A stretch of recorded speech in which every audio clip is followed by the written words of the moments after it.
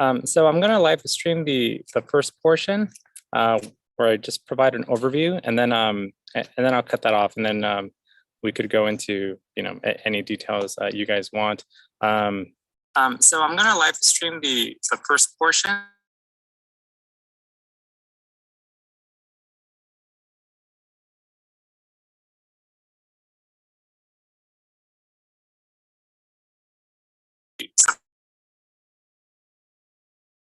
Oh, you know what? That may be me. Give me a second here.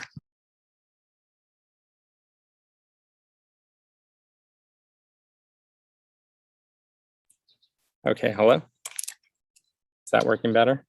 Okay, I think it is. I had it playing in another window here, so give me one more minute here, then we'll get started.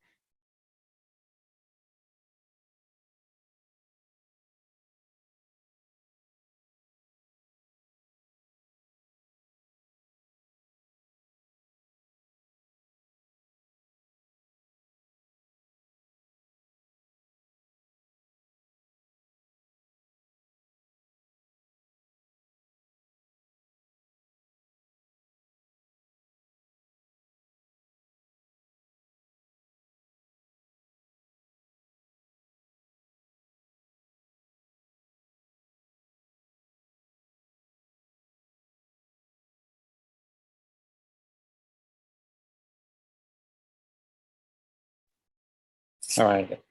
So I'm going to pull up the presentation. So I'll probably take about 5 minutes to go through this presentation.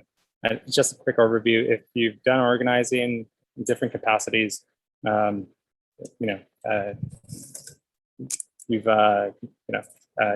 you know a lot more than I'll cover in these slides. But then we'll go into more of the conversational format for this training. So I really appreciate you all being here during this really important time. I'm Joaquin Beltran, and I've been working on the pandemic full time in some capacity since March 2020. And I'll pull up the presentation here in order to get started.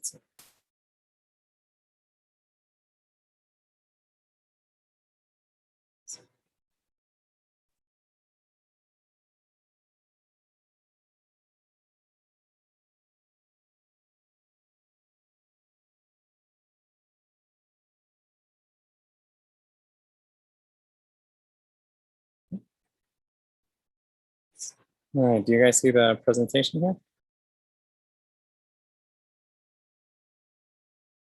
Okay,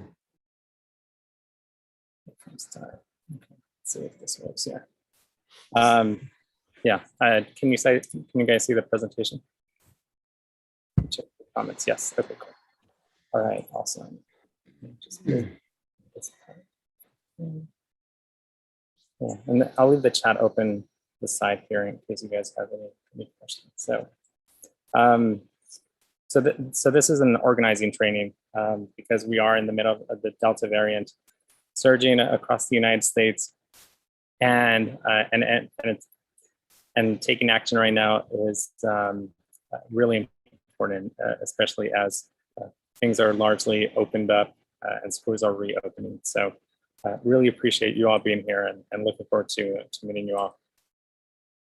So a little bit about me. My background is it's in politics, it's in software engineering, it's in advocacy, and most recently, I've been writing on the Delta variant for the last couple of months here, trying to provide information to people as early as possible so that they can make the best judgment to keep themselves safe and have an idea of what we can expect here. So, I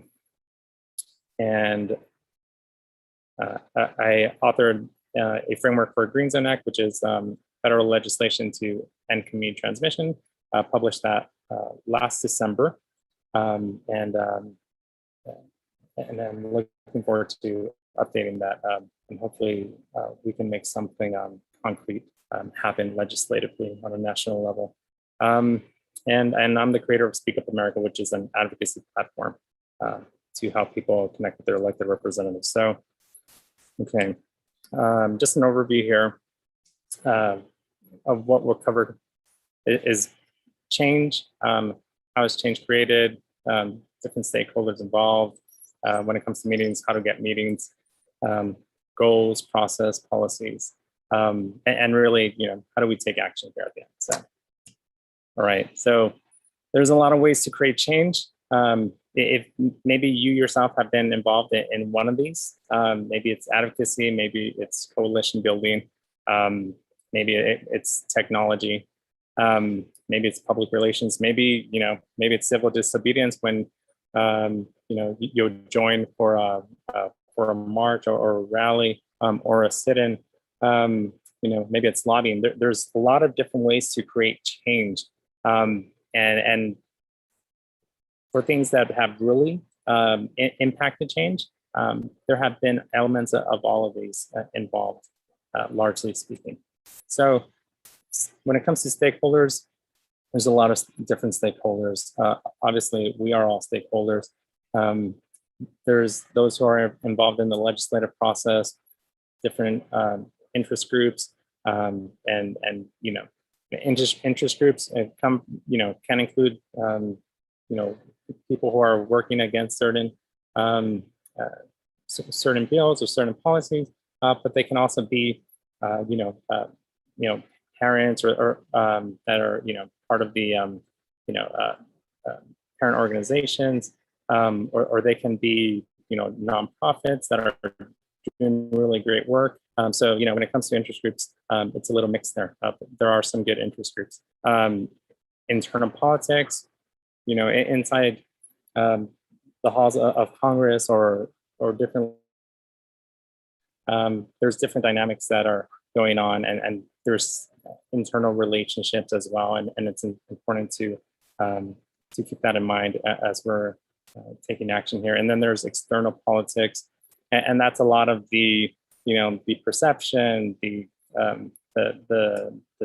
grandstanding, the speeches, and a lot of just the perception of politics, and just largely the political process here and everything that's involved with that. All right, so how to get meetings? There's a lot of different ways. The most effective is if you have an existing relationship. So if you have that, reach out to the person, have them help you get a meeting. You can go ahead and call, just a straight cold call, and try to make that meeting happen. Sometimes you can't do that. They direct you to the website. So that's that can sometimes be a dead end, but sometimes it ends up being a meeting. Obviously, you can tweet. Sometimes I feel like that falls on deaf ears, but sometimes you can create a campaign that is really effective. The other thing is you can show up. Just show up. obviously, with us surging in cases, that gets a lot more complicated. And so in other times, that's usually the way to do it. If you can do that safely, that is one option.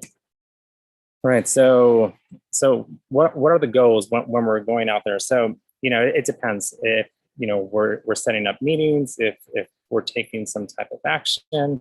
But, let's approach the meeting angle here. So, one of the first goals is just to learn what's going on, really understand their decision-making process and their stage in that process. What are their current plans and initiatives? And also, are there any statistics and differences in different areas? Also, understand the challenges that they can be facing, or bottlenecks, or information that they have or don't have. And do they support certain policies? And then the other goal is to create a partnership. So interest or buy-in from decision makers on policies, and to talk about specifics of how to implement them. And so also follow-up meeting. If you're not currently speaking, if you could just stay muted for now, and then I'll ask everyone to join in on the conversation. There was some background noise there. Thank you. All right, and then a follow-up meeting. So making sure to follow up, scheduling it, logistics, the date, time frame, information. What are the actionable plans you hope to make? Okay, so all right, so if you're having that meeting, here's a basic to execute on. So provide an intro, share who you are, where you're from, background. Are you a parent, concerned citizen? If you're from an organization. Also, this is part of the learning process that we just covered before. What's going on, right? So this is an opportunity to understand their process and clarifying questions. And then from there, share your concerns. So maybe it's school safety, maybe it's mass, community transmission, hospitals reaching capacity.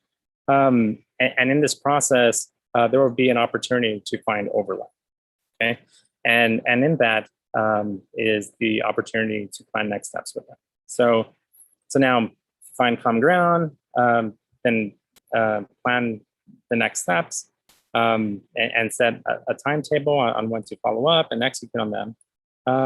But there's also a chance where you don't find common ground. And so you'll have to reevaluate your approach. And in that case, maybe identify different or more partners. These are, community members, decision makers. And so that can happen. And if you're in an area where they've gone, one extreme on this, that may be the case there. So what are some policies that we're looking at here? Obviously masking, when we're talking about masking, it's really high quality mask. We know that Delta is a lot more transmissible. So N95s, those types of quality masks are very important. Increasing ventilation and air filtration, incredibly important, especially in places where that is possible to do. It should be implemented. Vaccinations, obviously, being clear on the messaging there. What are the policies in place? And what's, have they provided the access as well for that? Quarantine protocols, so, if we're talking about schools or work, what are the quarantine protocols? And are those clear? And then also, for example, schools and assessing the risk. We have high levels of transmission. This level of transmission varies from place to place, county to county. And so where, it's possible to have schools be open safely if they have implemented masking, ventilation, air filtration, and all these things. There may be other places where it's a lot higher risk. And so what's the plan there for that? If, is there a certain level of community transmission in which they're going to all schools, or if there's an outbreak, what happens here? So, so clarifying these things is important on the policies. And so maybe you're doing this on your own, or maybe you have a team. And so it's good to have some type of designation for the different roles. So, maybe you're an organizer. Your role is to recruit advocates and plan meetings or actions. Additionally, maybe you're helping a community. So you want to make sure that, you are bringing in the constituents and stakeholders and making sure that their stories are told. And obviously if you're working with elected representatives or a staffer, and then the media is really important in highlighting and increasing attention on the work that you're doing. And so try to keep them in the loop with everything that you're working on. And hopefully that'll help scale attention on the issues that are important. So some do's and don'ts. Some do's are be inclusive. Organizing is, first and foremost about being inclusive. It's also about being empowering. And for everyone that's in this circle of organizing, respect is incredibly important as well.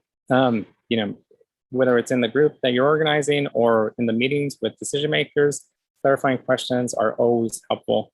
And then if you're having meetings with decision makers, let them know you can follow up if you don't have certain information. The point here is that you don't want to say things that that may not be true, or you don't have the right information on. And so in order to maintain that credibility and a good relationship, and then also lean on other people for support and information. And then some don'ts. Don't promise what you can't deliver. Don't make up information. And the issue with COVID is that it affects everyone, regardless of political party or affiliation. So try not to engage in partisanship, and I think that'll be helpful. So, okay, some potential outcomes. Potentially, nothing can happen. This often happens in organizing, and it takes a long time. But they could also be interested in more information or interested in working with you, or even want to implement the policies that you're recommending. They can also refer you to someone else in the administration or legislative body or other stakeholders, maybe other organizations. I think someone just joined, so let me make sure I let them in here.